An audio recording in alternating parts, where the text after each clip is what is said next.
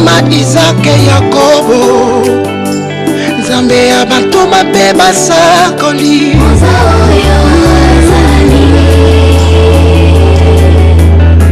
Tango ekoleka okotikala Nzambe seko na seko. Umbela na kiti ya bokonzi na yo.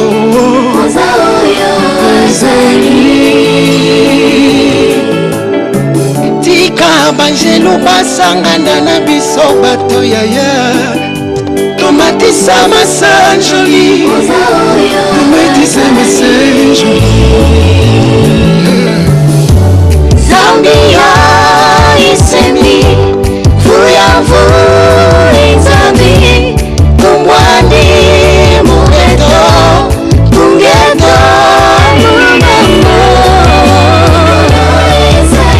Isaya yo yaya mutema na pesi omoi na biso ezali sene yo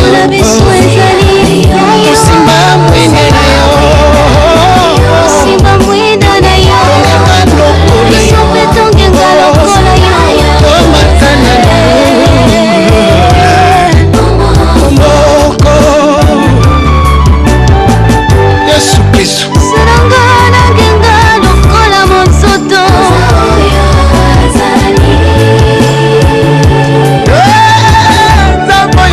Nzambo yo mokeli na ngai natondi yo mikolo nyonso ozali Nzambe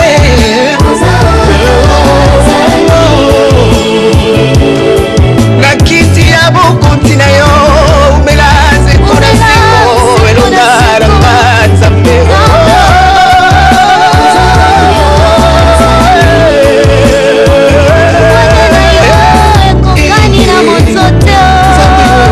alinginga na motema akela biloko nyonso na se na ntango oza oyo azali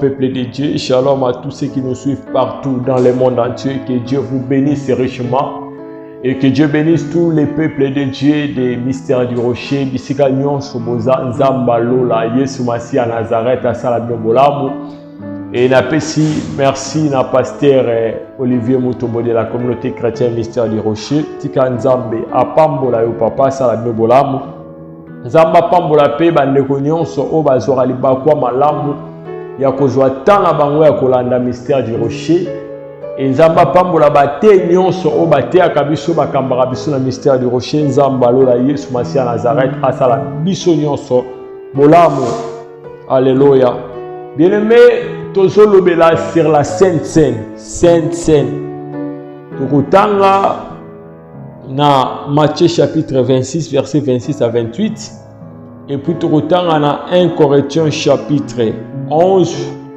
verset 23 tu na 34 nazotanga kaka mokie. Bible elobi boye. Matthieu chapitre 26 verset 26. La Bible dit ceci. Pendant qu'il mangeait, Jésus prit du pain et après avoir rendu grâce, il les rompit et les donna aux disciples en disant: prenez, mangez, ceci est mon corps. Il prit ensuite une coupe et après avoir rendu grâce, et il allèrent donnant en disant: buvez-en, car ceci est mon sang, le sang de l'alliance, qui est répandu pour beaucoup pour le pardon des péchés. Je vous l'ai dit, je ne boirai plus désormais de ces fruits de la vigne jusqu'au jour où j'en boirai de nouveau avec vous dans le royaume de mon Père. 1 Corinthiens chapitre 11 verset 23 à 34. Car j'ai reçu du Seigneur ce que je vous ai enseigné. C'est que le Seigneur Jésus, dans la nuit où il fut livré, prit du pain et après avoir rendu grâce, le rompit et dit: ceci est mon corps qui est rompu pour vous, faites ceci en mémoire de moi. De même, 25, après avoir coupé, il prit la coupe et dit: cette coupe est la nouvelle alliance en mon sang. Faites ceci en mémoire de moi. Et faites ceci en mémoire de moi de toutes les fois que vous en boirez. Car toutes les fois que vous en mangerez, toutes les fois que vous mangerez ce pain et que vous buvez cette coupe, vous annoncez la mort du Seigneur jusqu'à ce qu'il vienne. C'est pourquoi celui qui mange le pain ou boit la coupe du Seigneur indéniablement sera coupable envers le corps et le sang du Seigneur. Tout ce qui n'a pas Dieu d'Abraham, Dieu d'Isaac, Dieu d'Israël. Papa, tu es le même hier, aujourd'hui, éternellement.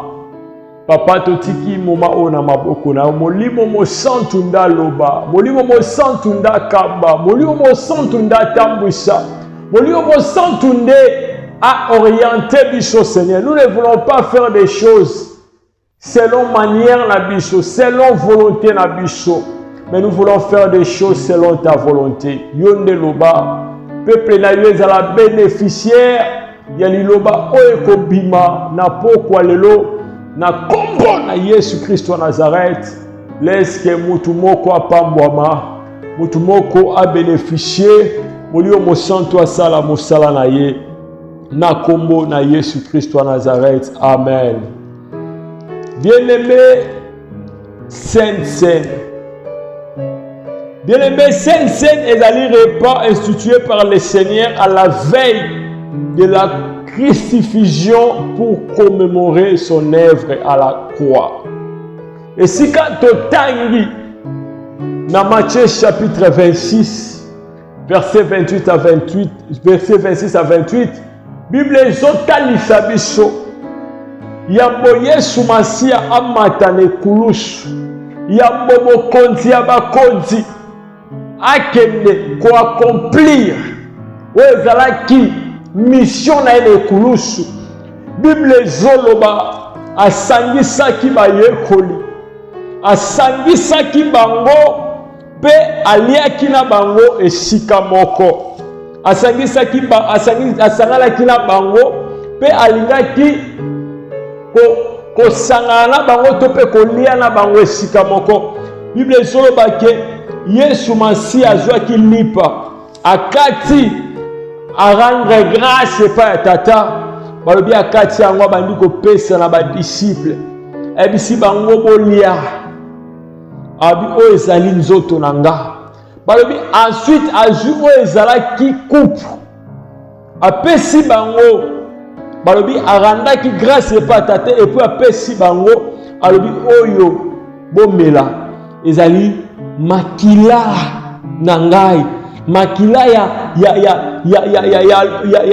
mais le sang de la, c'est-à-dire alobi ezali makila ya ndai to pe makila ya alliance oyo sopani pona batu ebele to pe pona bolimbisami ya masumu ya batu ebele alobi ngai na osala nini na komela lisusu yango te.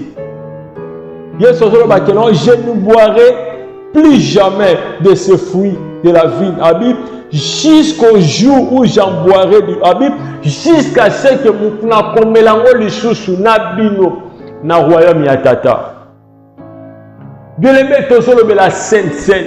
Ezali repas tozomona, ezali repas oh Yesu Masia yemoko a institué kango. Oh Yesu Masia a institué comme parce que c'est lui qui est notre sainte scène.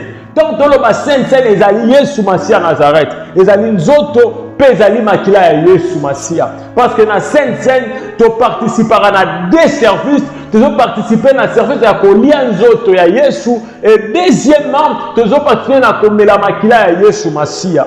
Voilà pourquoi tolobi ezali moko ya oyo tozali kobenga ekaniseli ya kufa ya Yesu Masia.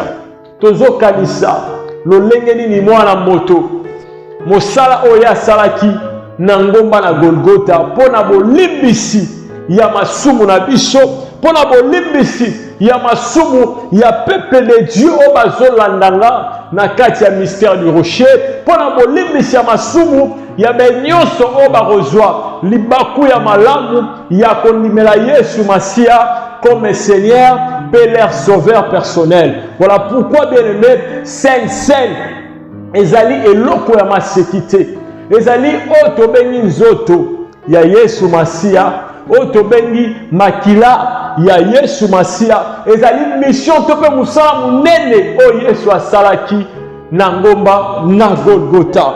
Et na 1 Corinthiens chapitre 11 na 23 tito kiti tozomona esika ndenge nini apôtre Paul azali koyebisa libota na Nzambe oyo ya Corinthien ke ngai nazopesa bino oyo ngai Paul nazwaki yango epai ya Nkolo, nazwaki yango epai Yesu Masia ya Nazareth, balobi na butu oyo Nkolo na bomoi azwaki lipa. Alléluia. Alobi après avoir kokata topé après avoir kotonda tata kotonda Nzambe ko rendre grâce et pas ya mokonzi bakonzi balobi alobi bozwa o ezali nzoto na ngai. Or sainte scène ezali nzoto pe ezali na kati ya sainte scène on avec notre so participer na des services. Na service ya ko présenter aux ali nzoto ya Yesu, na service ya ko présenter aux ali makila ya Yesu, ezali repas complet pour que sainte scène ezala complet, ya fali ezala na nzoto ezala pe na makila ya Yesu Masia. Le deux est constitué autobengi sainte scène, c'est-à-dire des services ya makila pe ya nzoto ya Yesu Masia ya Nazareth. Voilà pourquoi Bible zoloba to sala yango na mémoire ya Yesu Masia. À chaque fois ngana yo to sanganaka na ecclesia to sanganaka pona ko commémorer to pe ko participer na sainte scène ezali ko sala ko kanisa Yesu Masia. Ko kanisa un jour Yesu Masia yaki na sena moy. Un jour, Yesu Masia andimaki kosala oyo moto mokila koye kondimata andimaki komata na ekulusu kokufa mpo na ngana yo pour la rémission de nos péchés.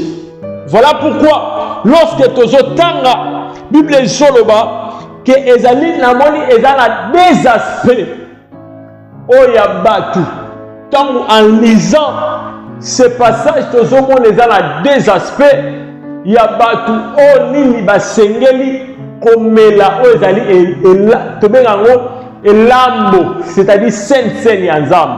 Or batalisi biso Paul azoloba ke moto oyo akomela yango indimement.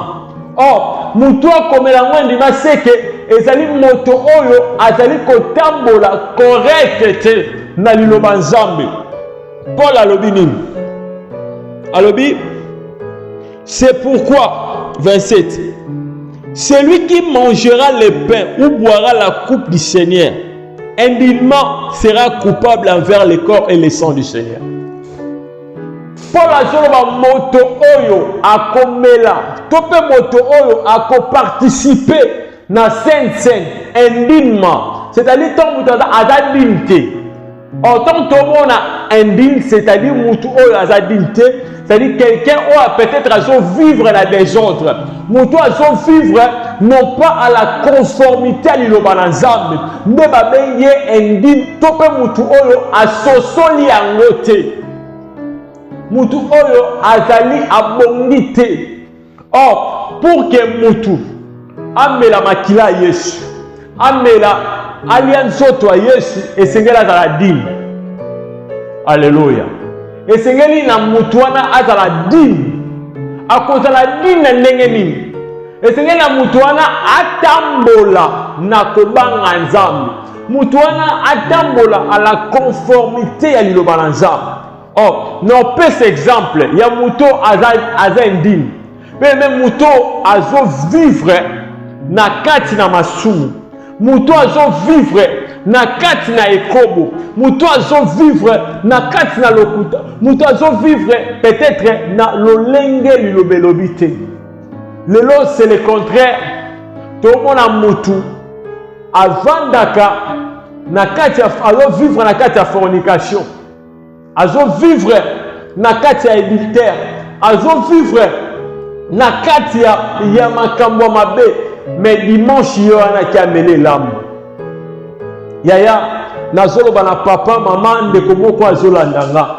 Bien aimé, aussi longtemps que yo moko yebi que tu es indigne, c'est-à-dire tu n'es pas digne. Na komela o ezali Sainte ya nzambe. Yaya ko sala semblante pour que batu ba mona yo que yo peut participer ki na corps ya Yesu. Yaya esengeli na yo d'abord. Au bon la motema. Et c'est d'abord au tika nyonso. De Yesu Masia et pas tika nyonso ya ke pa na ngai. Yaya indigne. Batu mususu akokoza azana ba ranki na batu.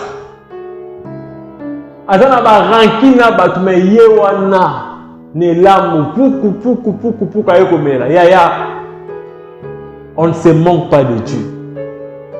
On ne se manque pas de Dieu. La Bible dit c'est que l'homme aura semé, le moissonnera. Voilà pourquoi la Bible dit celui qui en mangera, c'est-à-dire celui qui boira le corps de Jésus, le sang de Jésus, celui qui participera na kati na nzoto Yesu indignement. La Bible dit akozala coupable. La Bible dit akozala coupable envers le corps et le sang du Seigneur. C'est-à-dire que vous êtes coupable de ce que vous ozongisa sur Yesu Masia deuxième fois na ikulusu. Vous êtes coupable, c'est-à-dire tu es le mutu au rejeté, au saboté œuvre à quoi?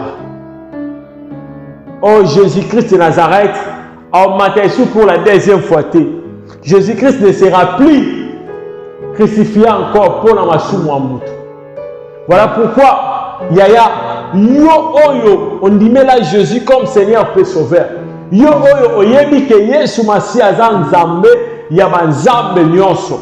Yaya, esengeli na yo oza na façon, na manière, oyo esengeli o se présenter liboso ya nzoto ya Yesu Masi à Nazareth.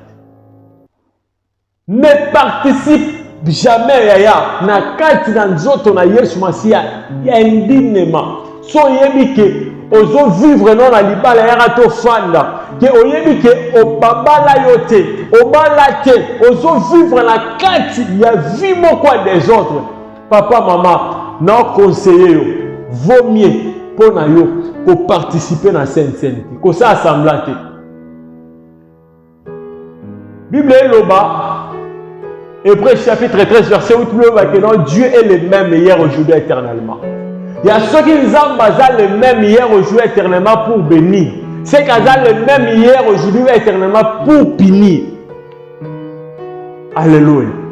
Ce qui nous a, il est le même hier, aujourd'hui, éternellement, pour bénir. Il est aussi le même hier pour punir. Il est aussi le même hier pour frapper.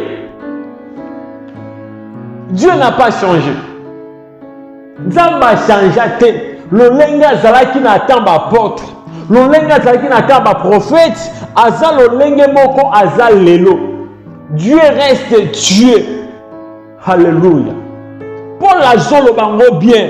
Alors, c'est lui qui mangera le pain ou boira la coupe du Seigneur indignement. Sera coupable. Yaya, vaut mieux que ça ne cambe pas moutamokili nzamba au côté là. Que on ne cambe pas nzamba là au côté là. Qui sera ton intercesseur? Yaya, Luka bongisa nzamba. Ce que vous avez fait, c'est peut-être une ignorance. Sur le moment, mon frère, ma soeur, il y a que Luka Kobongisa. Alléluia. Que chacun d'autre s'approuve soi-même, qu'ainsi il mange du pain, il boit de la coupe, car celui qui mange et boit sans discerner le corps du Seigneur, mange et boit un jugement contre lui-même. Yaya, balobi mutu akomela nzoto nzambe ya Yesu Masia sans discerner. Yaya, faut discerner yango parce qu'il y a la délivrance. Quand mutu ameli et lambo ya Yesu, quand mutu a participé na kati ya sainte, ce que vous allez préparer, tu auras la victoire. Ce que vous allez préparer, au moins que délivrance et côté na vie na yo, au moins que changement et côté, mais ce qu'on discerne en côté. Bible Joloba, on remet là le jugement. Alléluia.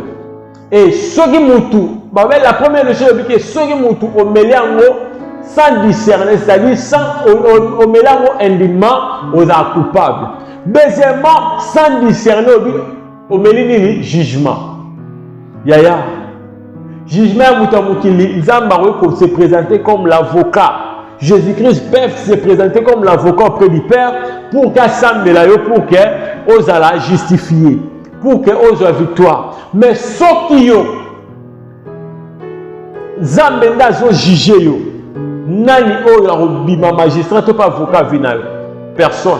Voilà pourquoi Bible dit mutu oyo azali komela yango yaya avant de participer na table ya Nzambe, na table ya Yesu Masia, papa mama esengelo discernango.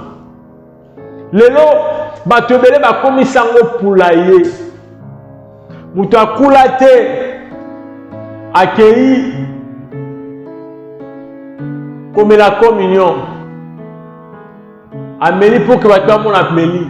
Yaya yo mutu nanu ozwa baptême te. Au nom de Jésus, c'est-à-dire pour être qualifié, pour être parmi les classifiés, il y a participer à la table et c'est au baptême na kombo Yesu. Papa, maman baptême na kombo Yesu Christ de Nazareth. Si on baptême na kombo Yesu et après tu as l'accès siko yo sani. Yo melango. Est-ce que tu as l'accès nango? Si vous essayez na yo za la dîme, essayez na yo otambola la conformité à l'Ilobanzam, essayez na yo tant aux dîme, et puis oyeba na ko discerner aux ezali nzoto ya Yesu Masia, oyeba ete nazali ko faire participer na un grand repas, non faire participer na oyo ezali ya ma sécurité. Non faire participer dans quelque chose qu'on me la délivrance, qu'on me la esengo.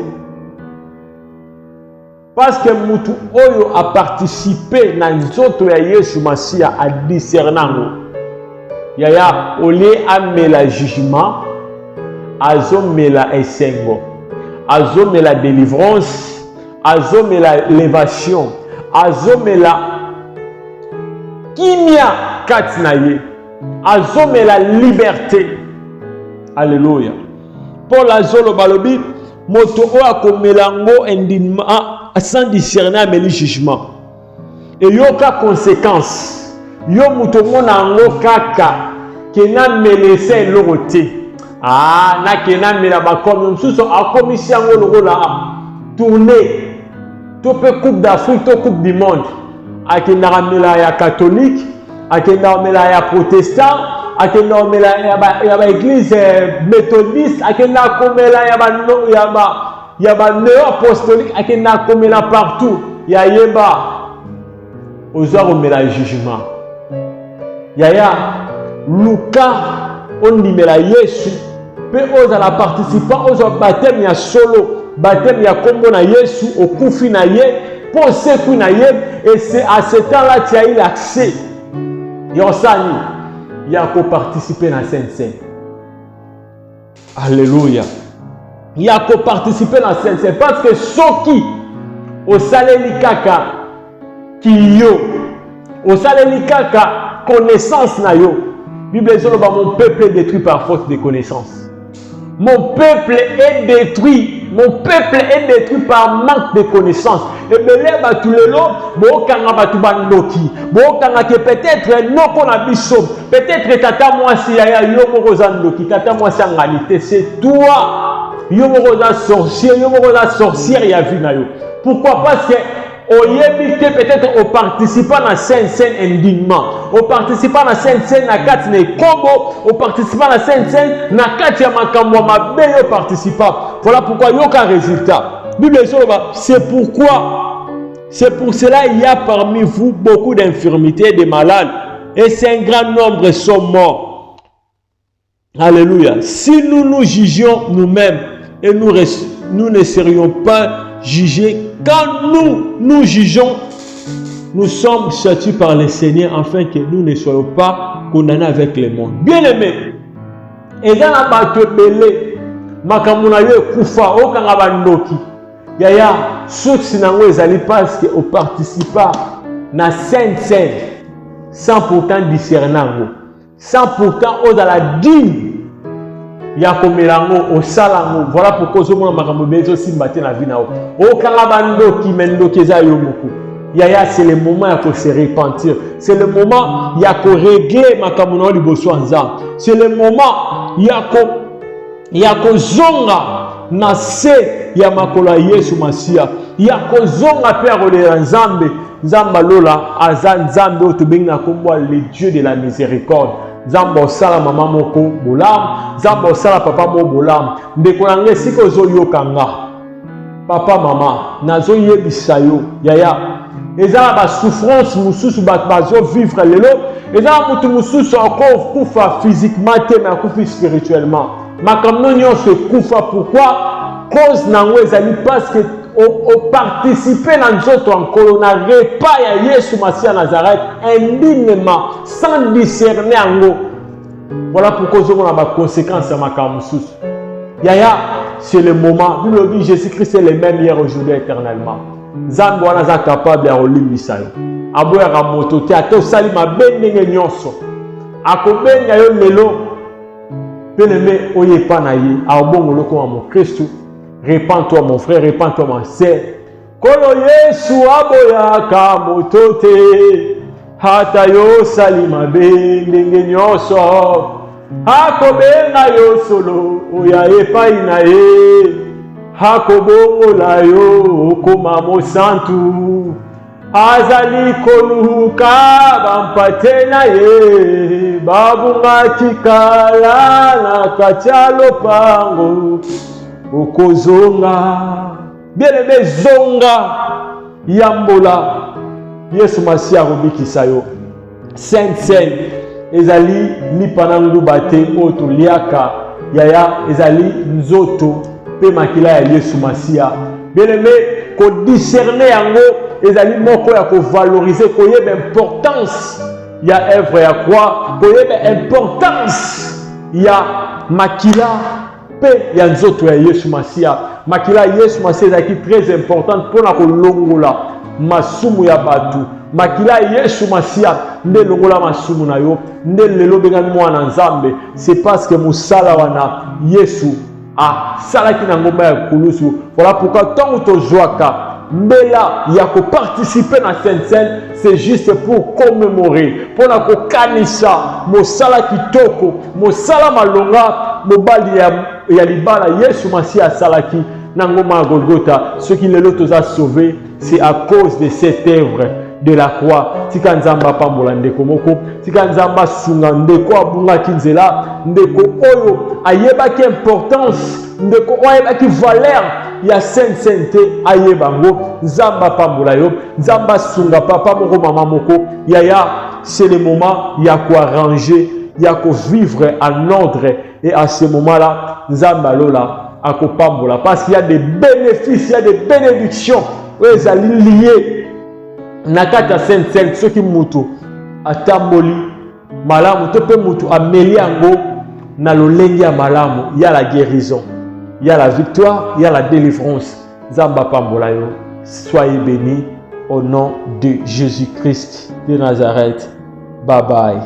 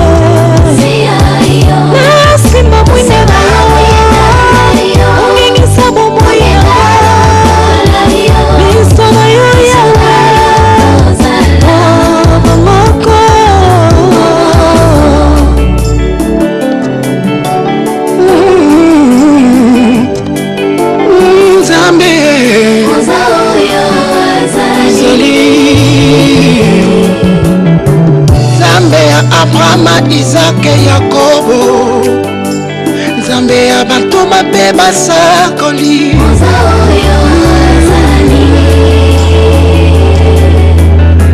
Tango ekoleka okotikala Nzambe seko na seko Mbele na kiti ya bokonzi na yo